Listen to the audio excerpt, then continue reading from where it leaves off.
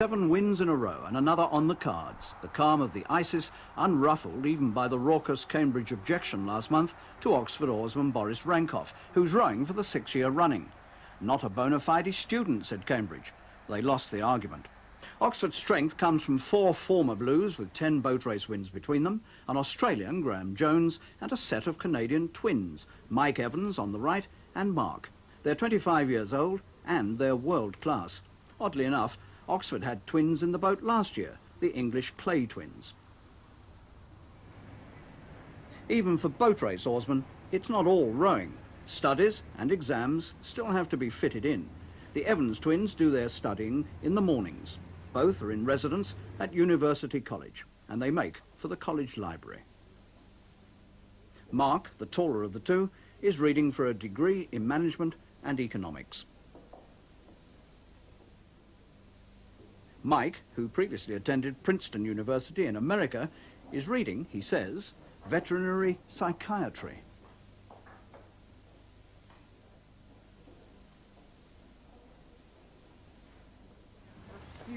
After lunch, the Oxford crew meet for the first time that day at Trinity Gate. They're making for the river at Pangbourne, some 20-odd miles away.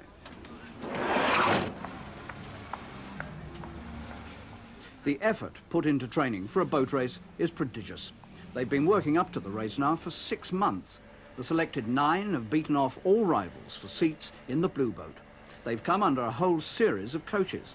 Now, before they depart for the final fortnight at Putney under Dan Topolsky, they have their last bit of local training under coach Steve Royal.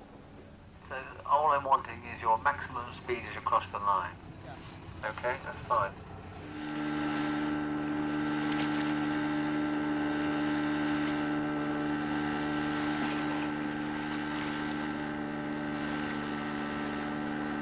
Mike Evans and his twin are an immensely valuable asset in the Oxford boat.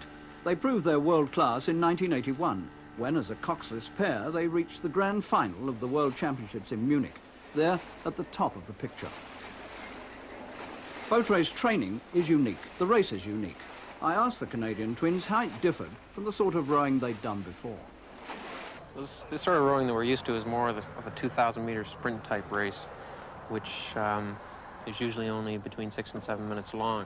This race tends to be anywhere from about 18 to 22 minutes long, so there's a much greater emphasis placed on the endurance aspect of the sport. To a significant degree, that usually entails a higher volume of lower intensity training. So I think we're spending quite a bit more time training, although perhaps the training isn't at the same intensity as it would be for a shorter type race.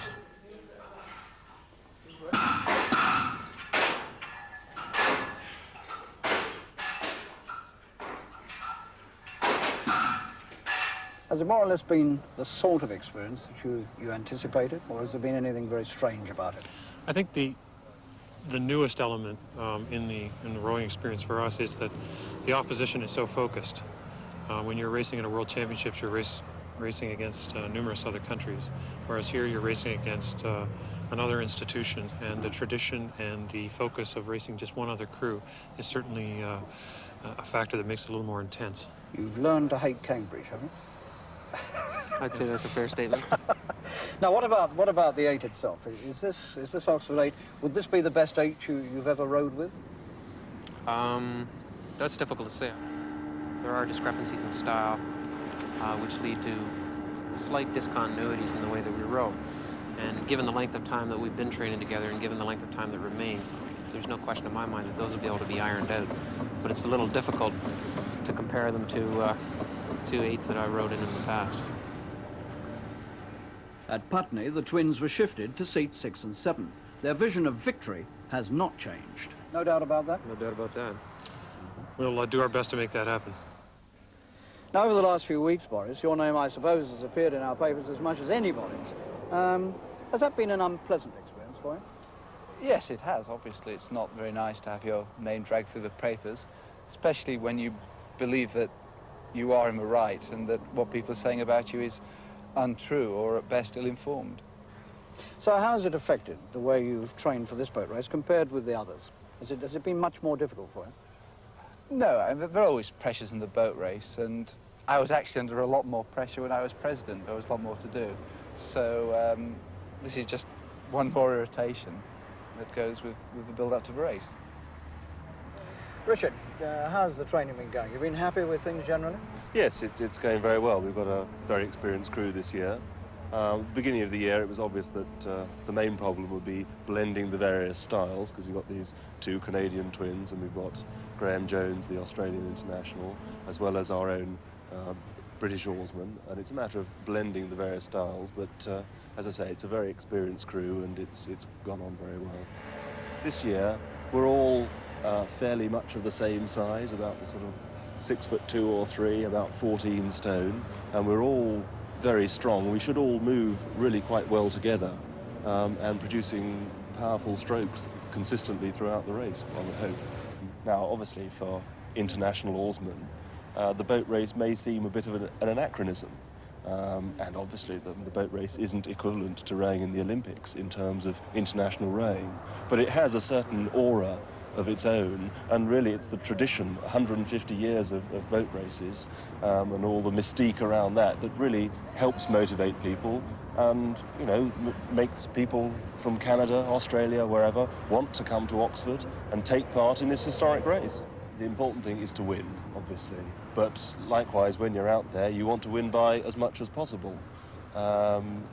And it's difficult to know in advance how much to expect to win by. You know, you have a certain amount of form from previous matches that the various crews have gone against. But basically, you try and get ahead, and when you're ahead, you like to go away and away for as long as you can and get the maximum distance. The crew's long day finishes with dinner in Merton College, but the race and its problems are never far from the conversation. What they discuss here is strictly private, but on the Tideway at Putney, opinion is public, and it says that this could be the finest Oxford crew of all time. Sure you do. You did it for speed. Along the towpath there on the Thames is the Oxford Boathouse, and the Oxford crew is coached by the successful and respected Dan Topolsky, who's talking to Tony Gubber. Dan, how great is the danger of a sinking today?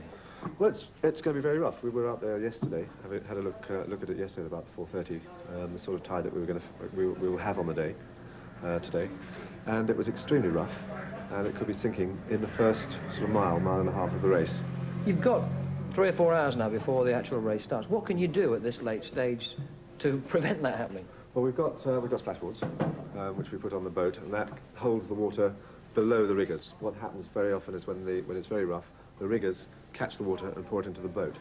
So we've got splashboards on, like little skirts that keep the water down below the level of the boat as much as possible. But when you get into really big waves, they're going to churn over these sides here anyway, but they won't be quite as bad because they won't be caught by the riggers. We've got a small V on the front there, which will carve through the water and stop the water from coming in over the bows. If it gets very, very rough, we want to try and keep afloat as much as possible. I mean, it's going to be one of those sort of picking your way through the worst of the water if you can. And we're going to try and devise some way of keeping some sort of buoyancy in the boat, and it might be in tubes or it might be something that we'll try and put under these boards here, just to try and give a little bit more buoyancy and keep out as much of the water as we can. What about the choice of station? Well, if it's very, very rough in this reach, if the wind stays like it is now for the next 5 or 6 hours, then I would say that most people would want to choose the Middlesex so that you can actually dive to the shelter there. So you can get the better water and get ahead? Well, yes, it's just easier to get your strokes completed in slightly fatter water. The average weight of your crew is over 14 stone. Is there ever a danger of the crew getting too big for the boat? No, the boats get bigger. I mean, the boats are bigger to accommodate a bigger crew. And most international crews are 14.5 stone, that sort of thing, 14 to 15 stone. So we're just we're sort of average for an international type of crew. Are you confident of winning? I'm never confident of winning until we pass the post. It's going to be a very hard race because Cambridge are pretty fast and very strong, and they've come on well. So I think we've had a little bit of illness. So on the whole, I'm confident in my crew. What happens actually on the day is up to the crew. Without obviously giving Cambridge any advantage, looking at your crew, if there was a weakness or there was something you wanted to change or didn't quite like, what would it be? I don't think I want to change. They're a fabulous crew. When are you going to pack out? When I die. You've been coach for a good few years now, haven't you? It's the 11th year. But I reckon I'll go on until we lost, and then probably go on again until we won again, and then I could stop. Dan Topolsky, the Oxford coach. We shall be looking more closely at the Cambridge crew, by the way, at 2:40. Of course, the boat race, as you look around the scenes there, alongside the Thames, an annual pilgrimage for so many. Families and old blues, they travel from all over the world to see this and treat it as a very nostalgic occasion. By the way, among the spectators, there's one old blue who's planning to restage the boat race on the East River, New York, as part of the Britain Salutes New York Festival in May. He's Jim Rogers, who's with Tony Gubba. What are you going to do with the boat race, Jim? We're going to have a boat race in New York in May, which will have only old blues from who are in North America. There'll be 9 Cambridge blues and 9 Oxford blues. You can't take the boat race from the Thames and move it to America. You've had everything else. We're going to try. We're going to try. This is Great Britain Salutes New York. It's a big event in New York, and there'll be about 300 actual events. And this is going to be the only sporting event, and hopefully it will be a highlight. Now, none of the crews that are actually racing will be there? Not these crews. Well, Dan Topolsky, who is the coach of the Oxford crew, we've invited over to row with us, but these are only old blues. Only old blues are in North America. Are there that many old Cambridge and Oxford blues living in North America? There are about 50, believe it or not. And what sort of age are they? Well, the oldest blue who will be rowing with us is 57, and the youngest is 28. Is the 57 in the Oxford or the He's Cambridge? in the Oxford crew, and he is actually the fittest of all of us. I should tell you, he is remarkable. How will the conditions be different? Well, the East River is a terrible river to row, but it goes right through Midtown Manhattan, and it'll be quite a spectacle. There'll be many, many spectators there. Do you have the same choice of stations, or will there be the same numbers of bends and the same different conditions? It's a straightaway there. The conditions are pretty equal. It's not quite like here where you have bends, and it's a difficult race. There, it's a straightaway. Will there be any interest, do you think? Do the Americans will be curious? There should be lots of interest. The mayor of New York is involved. The finish line is at the mayor's mansion.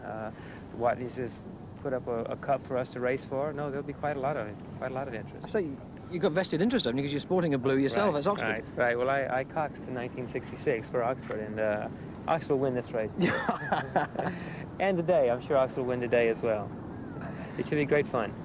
Well, so far it's all been about Oxford. We'll switch to Cambridge at 2:40 when Harry Carpenter plays over 4 miles, 374 yards.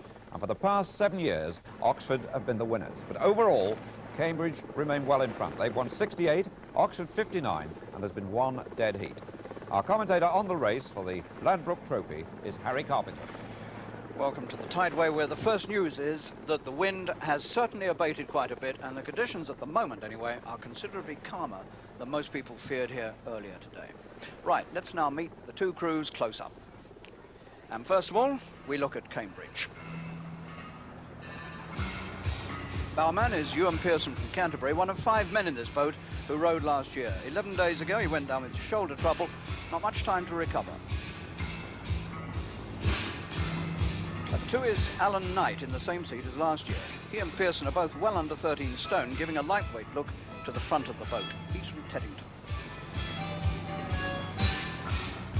Then at 3, the first of the heavies, Bruce Philp, who rowed at 5 last year. He comes from London, and he's reading medicine. At 4, Charles Hurd, better known as Chuck. He rowed at 6 last year, since when he's put on almost a stone. He's reading engineering. At 5, the incredibly tall American, Stephen Berger, who's 6'7", comes from Dartmouth College, USA, home in Philadelphia. He's reading history.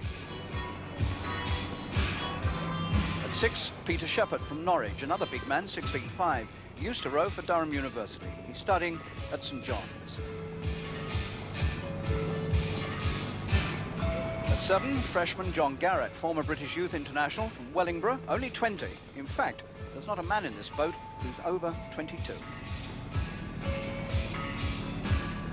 And at stroke, the president, Simon Harris. He stroked Cambridge last year and led Oxford early on. A small man by rowing standards, he comes from Maidenhead.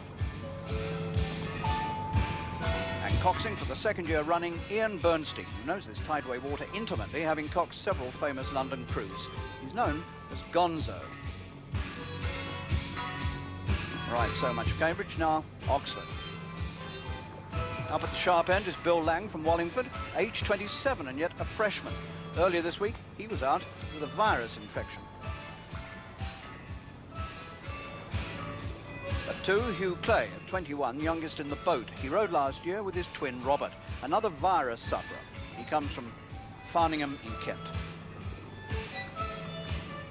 At 3, Richard Young, the president. He's 26 and seeking his 3rd successive win. In Chislehurst, he's studying respiratory physiology. At 4, the Australian international, Graham Jones. He's rowed twice in the World Championships and was formerly at the University of Sydney, where his home is. Here at 5, the controversial Boris Rankov, now 28, the oldest man in either boat, and seeking today his 6th successive win. He comes from Bradford. At 6, the first of the Canadian twins, Mike Evans from Toronto. He rowed with his brother in the 1981 World Championships in Munich, and in this boat he sits immediately behind his twin, and his twin is Mark, who's at number 7. At 6 feet 5, he's 2 inches taller than Mike. They sit in what's known as the engine room of the boat. And then at stroke, the immensely experienced John Bland, still only 24, but rowing for the 3rd time. He's the shortest oarsman in the boat, a mere 6 feet, from Staffordshire. And finally, the cock, Stephen Higgins from Northumberland. He recovered from glandular fever to claim the seat occupied for the last 2 years by Sue Brown. So there we are, the 2 crews close up, and now the race itself, which is due off in some 3 minutes' time. We're looking down again on Putney Bridge. Putney, of course, start of this famous old race, founded in 1829. 4 miles, 374 yards to go to Mortlake. And the crews are on the stake boats. Umpire Ronnie Howard in charge for the 5th time, rode in the race twice himself for Oxford. And this is the point at which the 2 crews get themselves straight and settled and prepared, passing their tracksuits down the boat and getting rid of them. Here's Cambridge in their yellow German Impacker boat. These boats cost about £6,000 these days. This is a new one.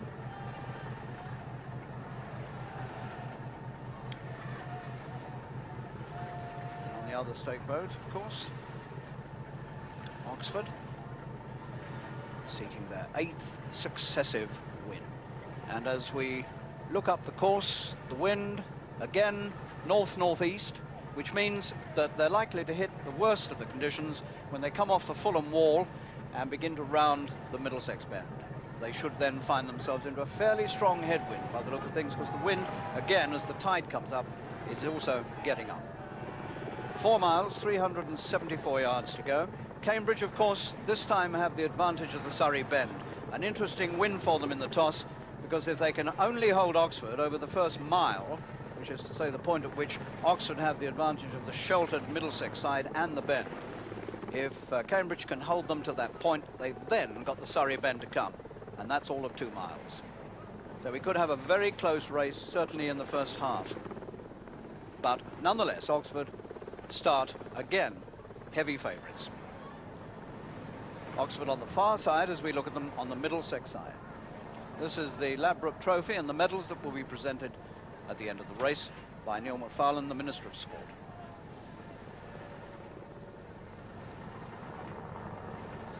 Penny Tutor's with me. Quick word about the conditions, Penny.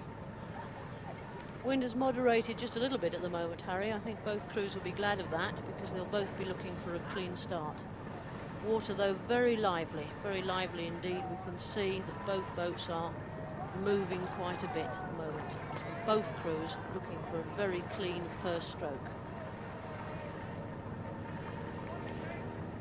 In practice, Oxford have been going off the stake boats at about 40 strokes per minute, and then settling down to a fairly steady 36 or 37. The cox's hand is up in both boats, which means they're not ready. When they lower the hand, they are ready. Umpire Ronnie Howard with the flag aloft there in his own boat.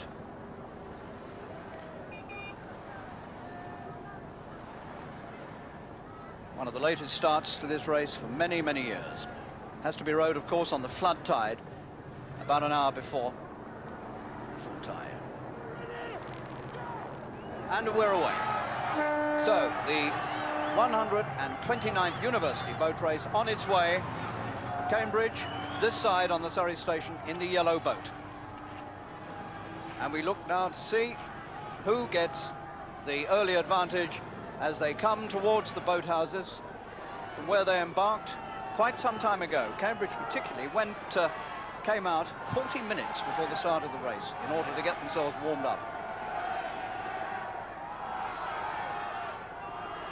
Quite a big crowd here today on both sides of the river. There's the Fulham wall on the far side, and you can see quite a big crowd over there. A lot of the people who were watching the Fulham-Chelsea match just up the road a bit have come out to watch the race afterwards. And as they come past the boathouses, it looks as though Oxford have a very slight lead. And in fact they do. They have about a quarter of a length lead. Oxford leading.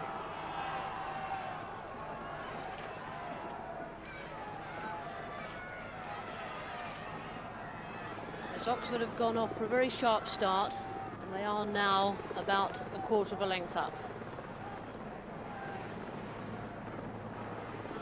And in fact, it looks as though Oxford are pulling away a little bit, and they're very nearly, as we can see from our helicopter shot, a length up now.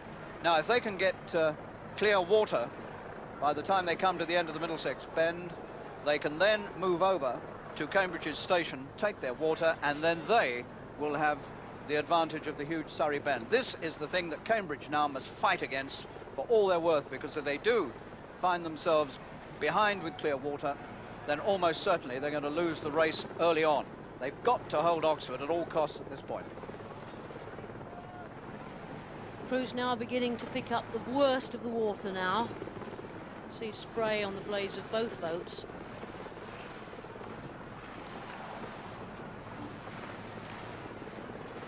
John Bland, the stroke of Oxford. Simon Harris, the president of Cambridge, is also the stroke. Barman Ewan Pearson for Cambridge, up the front of the Cambridge boat. He's the man who had shoulder trouble, so there's a query there whether that shoulder will hold up all right for over 4 miles. And of course in the Cambridge boat at bow number 2, the 2 front men there over on the far side, they were the people who were out of the boat early this week with a virus infection. They had flu. There's the Fulham football ground down on the right-hand side on the Middlesex station. And as you can see, Oxford are fighting very hard indeed to get clear water, and they've almost got it. It looks now as if Oxford are about 3/4 of a length up. The Oxford Cox has now steered slightly to cut across towards the Middlesex station, and maybe by a sharp change of direction gain another canvas. They're coming rapidly now towards the first of the timing points. The mile is the first timing point.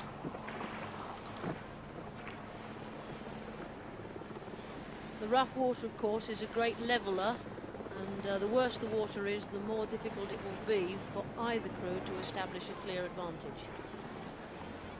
And this is the point where they're hitting the really rough water, where they're going straight into the headwind and against the tide, which of course is following the boats. So you get the tide meeting the headwind, and that creates the very heavy rough water. And this is what they're going through at this moment. Cambridge rating 34 now, Oxford just a fraction lower.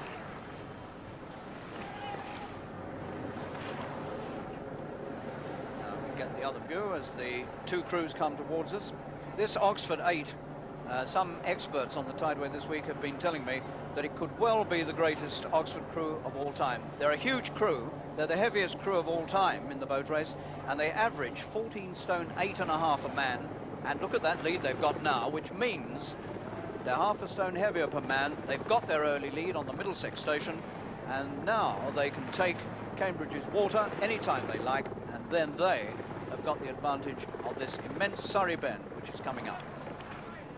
I think, Harry, any minute we will see the Oxford Cox move over towards the Surrey station and start looking for the shelter under the Harrods wall. There's always a danger, of course, Penny, isn't there? If they try to move too far over for shelter, they come out of the stream, the far stream. Yes, but in these sort of conditions, I think they will look for the shelter first. After Harrods, the conditions will probably be very good indeed. But it looks from our helicopter shot as though they must have very nearly a 2-length lead, Oxford. And so they're in good shape at the moment to get their 8th consecutive win. Now, Cambridge really have got to try to spurt somewhere here to get back into contention. Now, do they have it in them? And the time at the mile for Oxford is 4:09 for Oxford and 4 minutes 14 seconds for Cambridge. And that is pretty slow time by recent years. The slowest time of recent years to the mile was 1980, when both crews reached there in 4 minutes and 6 seconds. That's the slowest recently, and Oxford have taken 3 seconds longer than that to get there, which gives you an indication of the sort of water they've had to come through, and the wind.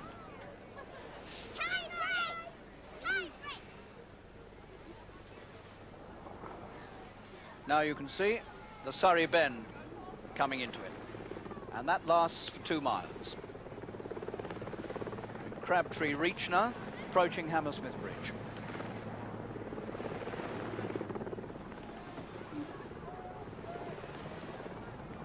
And at this point, of course, the leading crew have the comfort of glancing across and seeing the others following them, and that gives them a very nice feel indeed. Keep the other crew in sight. You know what you've got to do. You can see them spurt, and you can put in a spurt as well. Now, Harry, we can begin to see the technique of the Oxford crew. As you said, it is loaded with internationals. It has a lot of individual talent in the crew, but not quite the cohesion that we saw in the superb crew of 1981. I think the difference there is really the rhythm round the turn that we talked about 2 years ago. The technique used by the Canadians in the 6 and 7 seats is dissimilar from the way we would teach it in this country, and mainly it's dissimilar round the turn, and it was the rhythm of Bland and Andrews in 1981 that was giving this superb cohesion. But this crew too is an outstanding crew. They've now got something like 2.5, 3 lengths clear water from Cambridge. And they've reached Hammersmith Bridge, which is the second of the timing points.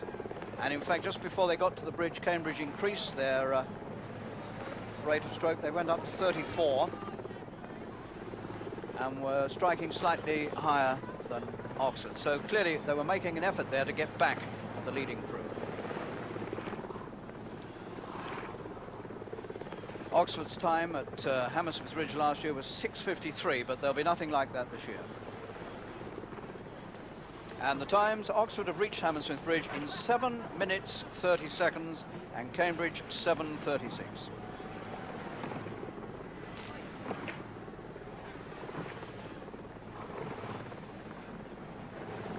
Now the conditions from this point will get progressively better, because as they take that big Surrey turn, so the wind will begin to follow them and follow the tide, and so the water will smooth itself out and rowing conditions will become very much better indeed. And in fact, Cambridge now, I don't know, Penny, they seem to me to be holding the gap a bit. Yes, I think that probably Oxford now will just try to lengthen out and just settle into a good stride. They've got the tailwind, settle into the rhythm, and probably wait maybe another minute or so before they try to press another advantage. You can see here the conditions are really very good indeed now.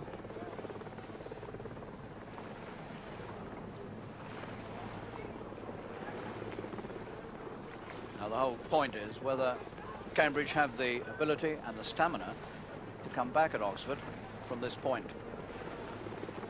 Great pity for Cambridge. They won the toss, and that's very rare for them. In recent years, well, Oxford had won the toss 7 times in the previous 8 years. But Simon Harris called correctly as the challenger this year in the toss, and he chose the Surrey station, and Oxford have denied them the chance to use it. There's the stroke and president of Cambridge, Simon Harris, who must be bitterly disappointed at this moment, but he's not going to give up. I'm sure he is. He's technically a very good oarsman, cool-headed, very tough, and I'm sure that he's going to keep Cambridge pushing on, hanging on, right to the finish. Well, the gap is not all that much. It may well be, as Penny said, that Oxford know exactly what they've got to do now and are content to sit there and hold the lead. But if anything, I would have thought the lead has diminished a bit.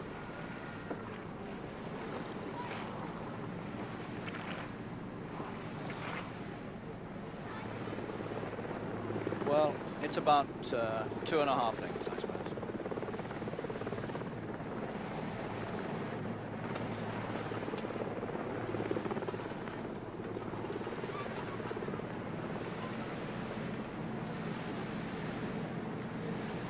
Chiswick Reach now.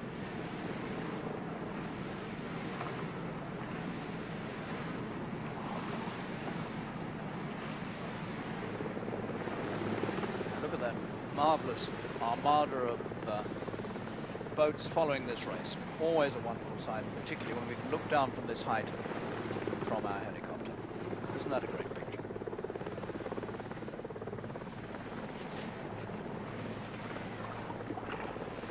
But not so great for Cambridge at this point, knowing that they've got a well-nigh impossible task ahead of them, unless something cracks in the Oxford boat. Remember, they have had 2 men ill this week, Bowman and number 2, Lang and Clay, and in the later stages of this race, where stamina becomes vital, well, if there is a weak link somewhere in that boat, that's where it could be. I think the fact that the pressure is now off Oxford and they can relax and stride out, probably they will take the advantage of being able to do that so that they do nurture their 2 recently ill men in the 2 bow seats. The next timing point, Chiswick Steps. Can't be far away. Chiswick Steps is 2.5 miles up the course. And it marks the point where the Surrey Bend runs out and where the Middlesex Bend again will take over. That's the perfect illustration of it. As you can see, they're very close now to the end of the Surrey Bend. And at Chiswick Steps, we have the times 11 minutes 40 for Oxford and 11:54 to Cambridge. So 14 seconds between them at Chiswick Steps. And a correction to the Oxford time, it's 11:45. 11:45, 11:54, 9 seconds between. Oxford now down to 31, Cambridge striking just over 33.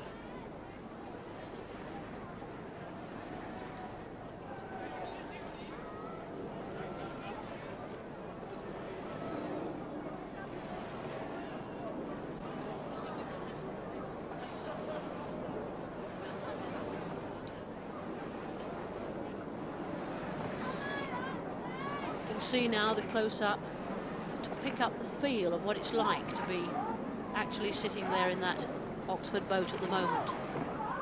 Feel the rhythm round the turn. All 8 oarsmen in cohesion and unity.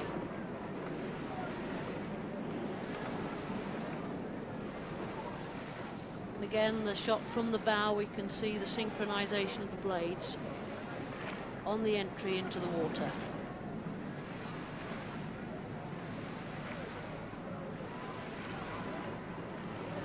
Just to check on the times coming up the course, there was 5 seconds between them at mile, Oxford leading of course, 6 seconds between them at Hammersmith Bridge and 9 seconds between them at Chiswick Steps. So in fact Oxford have been increasing their lead all the way.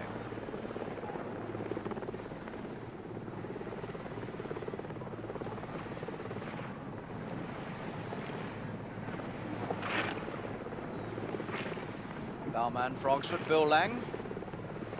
He's one of those men who were down earlier this week with flu. He and the man he's sitting behind, Hugh Clay. So they're the people we look at this stage of the race to see whether there's any sign of tiredness there. And they don't seem to be suffering too much to me. And the lead now rather more, just before lengths.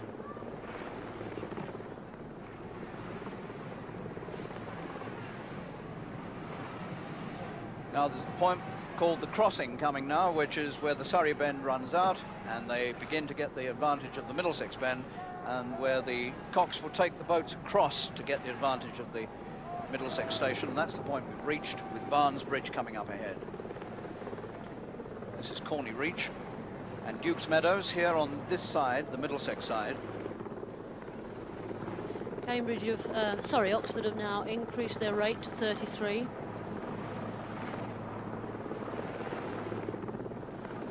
And now, unless some disaster befalls the Oxford crew, they are going to record their 8th successive win in this boat race. It's not a record for Oxford. Last century they had 2 sequences of 9 successive wins, and of course it's still a long way behind Cambridge's great run between the wars of 13 successive wins.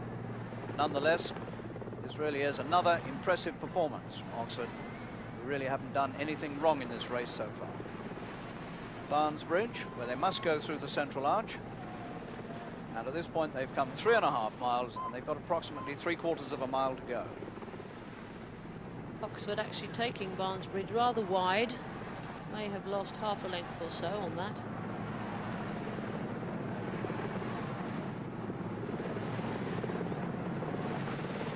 See how the boats are turning around this Middlesex bend as they come towards the finish now. We're in the closing stages. We'll get the time from Barnes Bridge at any moment. And it's about between 4 and 5 minutes. And Oxford reached Barnes Bridge in 15 minutes and 52 seconds, and Cambridge 16 minutes and 4 seconds. So 12 seconds between them at that point. Another 3 seconds up for Oxford on the previous time.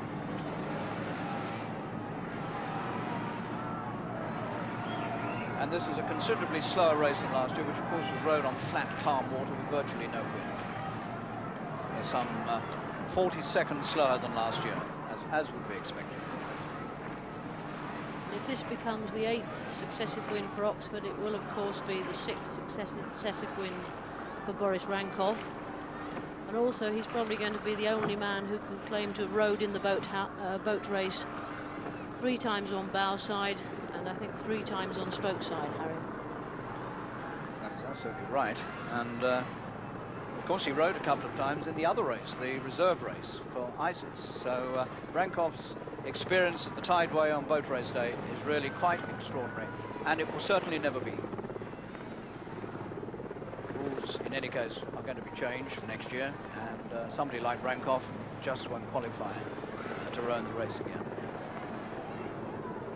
And it looks as though Cambridge may be just making a little bit of ground here on Oxford as we come towards the finish.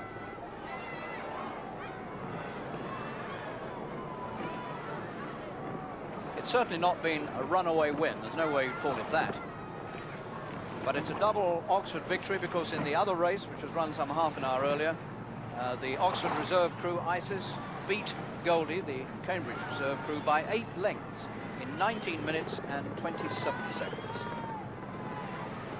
And this is going to be a victory of considerably smaller dimensions than that. It looks as no more now than about 3.5 lengths between them.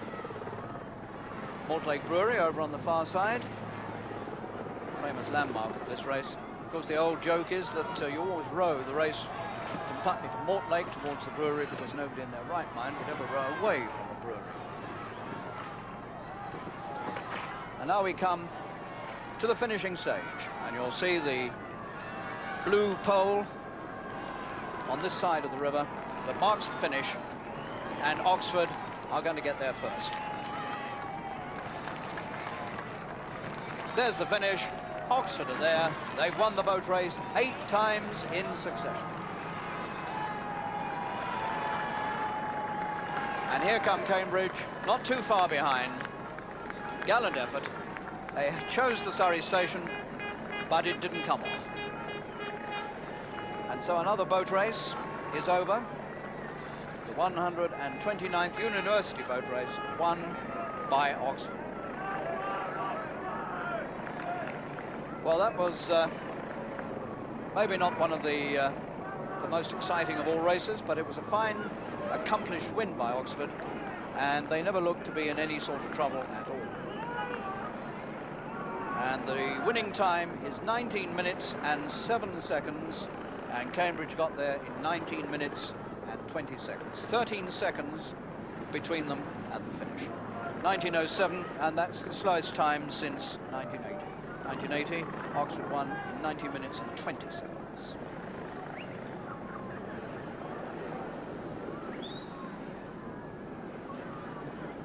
And we'll get the official distance in a moment. I would have thought it was something like 3.5 lengths, I don't know. What about that? And Cambridge and Simon Harris, the stroke and president there, well, defeated again.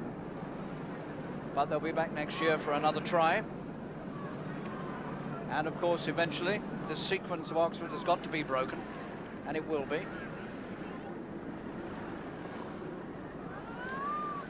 And as they paddle under Chiswick Bridge, they paddle towards the boathouses where they disembark, and where the winning crew will be presented with the Ladbroke Trophy by Mr. Neil McFarlane, the Minister of Sport. You can see the two boats now heading inshore.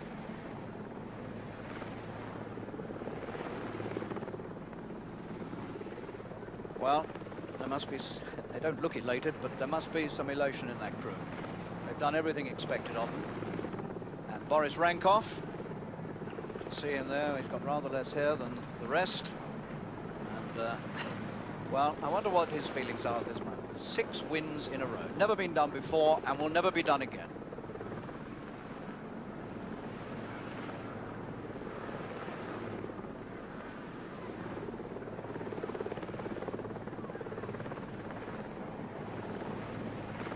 So 6 months of tremendously hard work comes to an end on this famous river.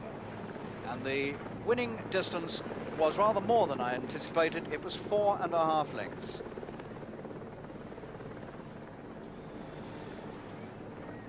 Well, it was 3.25 lengths last year, 8 lengths the year before, and then of course in 1980 the famous close race when Oxford won by a mere canvas, which is about 6 feet.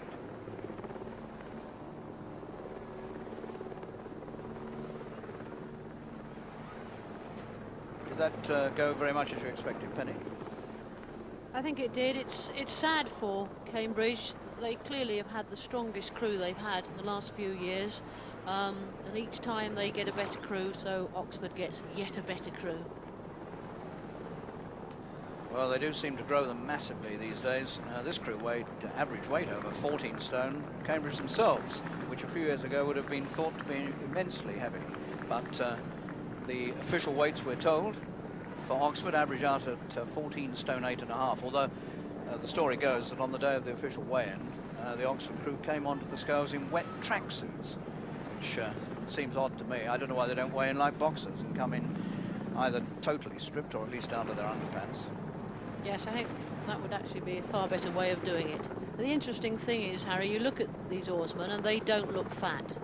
And the indication of a good oarsman is often that he carries weight and you can't actually see it because it's power weight, it's muscular weight. And of course they're all very tall, and if you are that tall, then you're going to be pretty heavy as well. I would think there's some relief in those two crews because the conditions were not nearly as bad as they threatened to be earlier in the day. There was a lot of wind here, particularly this morning, and when the tide came up this afternoon, one expected that the conditions would get very, very rough indeed, and in fact they didn't. It's all it. Well, now we can go down to Tony Gubber, and he has got Richard Young, the winning president, with him. Well, Richard, congratulations are obviously in order, but the margin of the victory was so emphatic.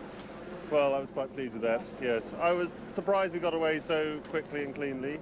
Our start was good. The water wasn't as rough as we'd expected, and we got a nice clean start, which pleased us well. But it was a hard race all the way. We got out to a decent distance, but they kept pushing us. I mean, it might have looked a long way early on to the viewers, but when you're in that boat and you've only got a length of clear water and they're still pushing you, you've got to push hard to keep away. But having lost the toss, what was your tactic, having had the Middlesex station? Well, we were uncertain as to which station was going to be best. If the water had been rougher, Middlesex probably would have been better.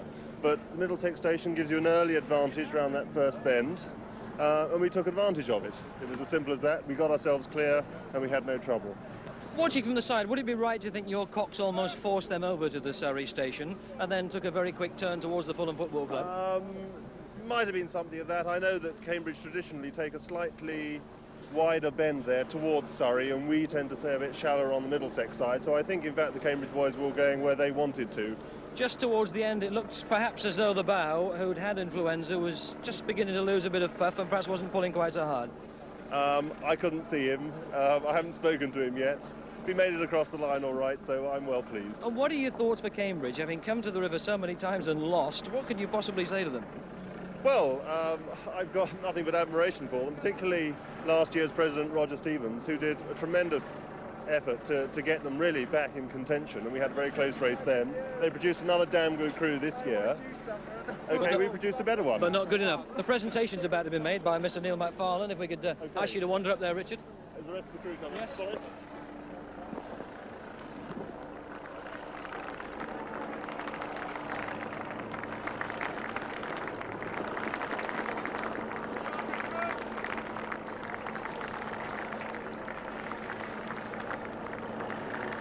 Britain's oldest sporting events completed, started in 1829, and now after 154 years of racing, Cambridge have 68 wins, Oxford with their 8th win in succession have 60, and there's been one dead heat.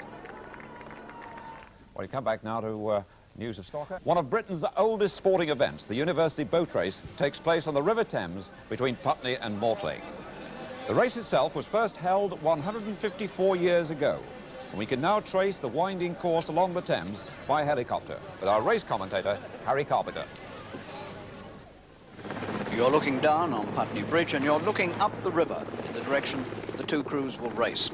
And you can see Putney Pier down there on the left. That is roughly the point from which the two crews will start. The start is marked by a stone called the University Stone on that left-hand bank, which is the Surrey bank, and they've been starting the race from that point ever since 1845. Down on the right is the Middlesex Station, and that's Fulham Palace, the Fulham Palace grounds, Bishop's Park down there on the right, and the famous Fulham Wall.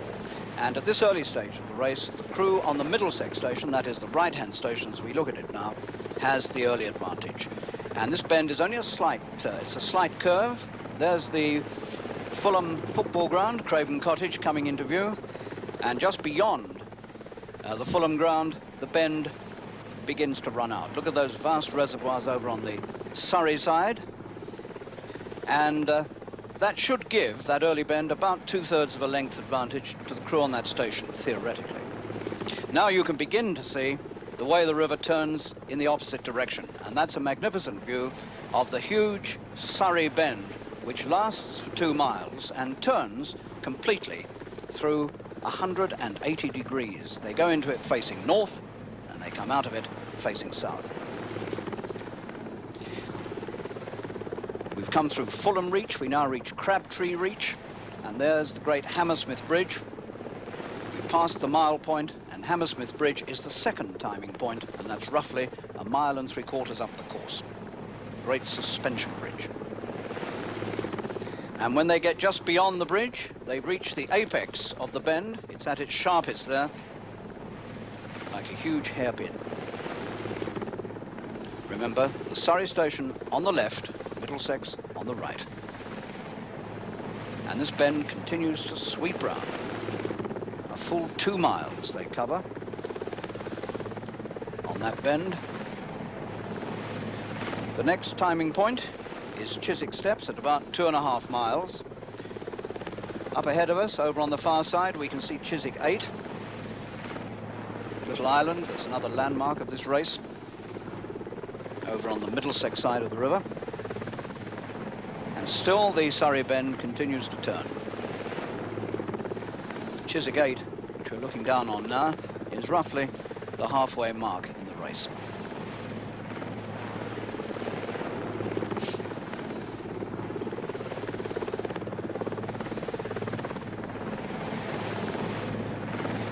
Now we can begin to see again the way the river twists once more. It's a great S-bend, of course.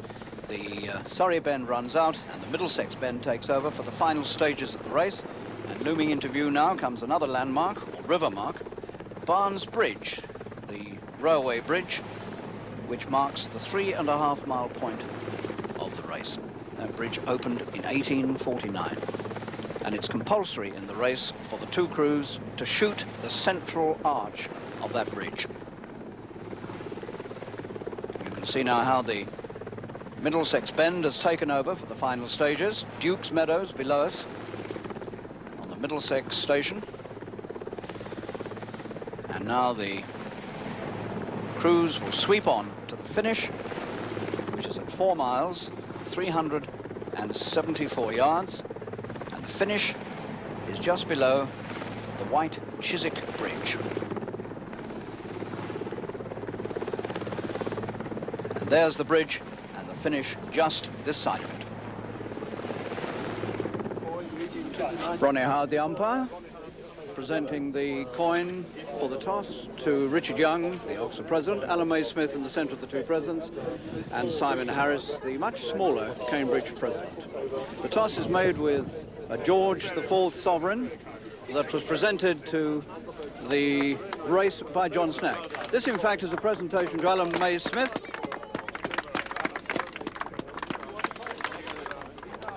Ronnie Howard, the umpire, has the coin for the toss. Richard Young is going to toss as the last winner. Simon Harris, the Cambridge president, as challenger will call, he's called heads.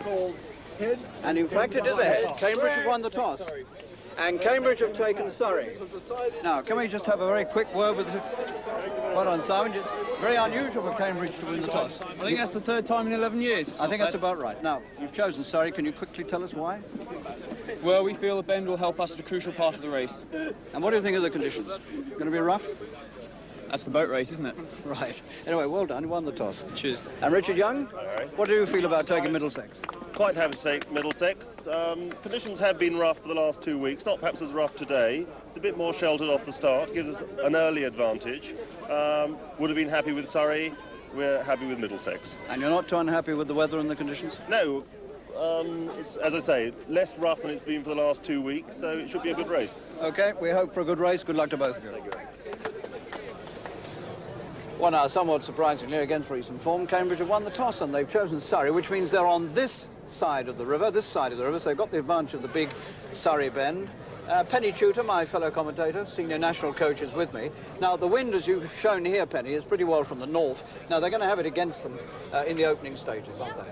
Yes, it's going to be a tough first 2 or 3 minutes against a strong headwind, and the wind here is against the tide, so it could be pretty rough here. Now, Oxford have got, because they've lost the toss and have got Middlesex, they've got the advantage of this early bend, haven't they? That could be very helpful. They've got a little bit of shelter from the wind, and they've also got the advantage of this early bend, and they want to try to use that advantage, and they need to get about half a length clear water. And once they've got clear water, of course, they can take the other crew's water. They can move across and take Cambridge's water. And what do you think the chances are of Oxford doing that? I think the indications in training are that off the start, both crews are fairly well matched. And I think it's very, very difficult for any crew to assert something like that much clear water in what, 3 minutes? Well, we had a very close race for the first mile last year. This year could be another old ding-dong, perhaps, in the early stages, and they've got rough water to contend with, right? Yes, and we may see the crew with a better technique coping with this rough water that little bit better. Right. Who's got the better technique?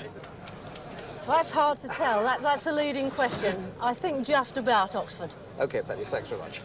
Well, the race starts at 5 o'clock. We'll be there at 5 to 5 to see it. Well, now some racing headlines. News today about the missing Derby winner, Shergar.